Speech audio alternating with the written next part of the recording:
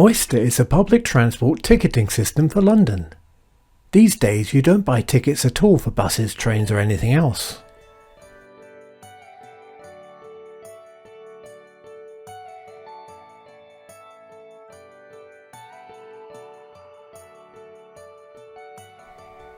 You can either use an Oyster card, bought at ticket station offices, many shops, all over really, or you simply use your contactless bank card. So what's the difference?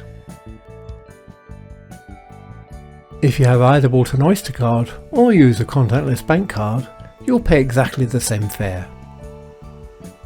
If you use your card a lot during a travel day, you'll receive a cap, where you'll find that you don't pay an endless amount of money, but are limited to a certain amount. You can buy them on arrival, for instance at Heathrow. On the Oyster card you'll add credit and this balance diminishes as you use it. Top up nearly everywhere you see the Oyster sign, not simply at stations. You can keep your London transportation spending separate from your bank balance. If you're based abroad, you can order Oyster cards in advance. But it's so easy to get one on arrival, it's not really worth it. If you're worried about crime, losing an Oyster card won't be a disaster.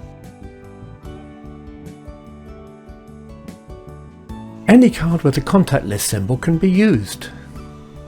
Your card can be from anywhere in the world, and you don't need to buy anything on arrival in London.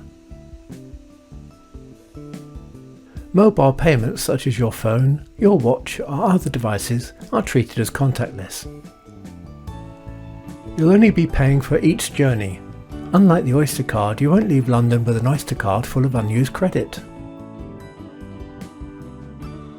You'll be charged an adult fare. If your home currency is not UK pounds, your bank will only be charged once a day at the end of the day, so you won't find a transaction fee for every journey.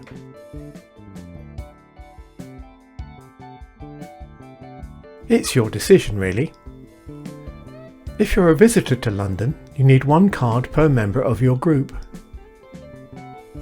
Our advice is that adults travel on their contactless bank cards and the kids should get an Oyster card each, set up with a child rate. Wherever you are in Greater London, on the Underground, Overground, trains or Docklands Light Railway, you tap in at the beginning of your journey and tap out at the end. London is divided into zones. Zone 1 is central London, Zone 2 is a little bit further out, Zone 3 even further out, etc. The zones that you cross affect what your card is charged for that journey. You use the same card for buses, but on buses you simply tap in. You don't need to tap out. Also, buses are zoneless.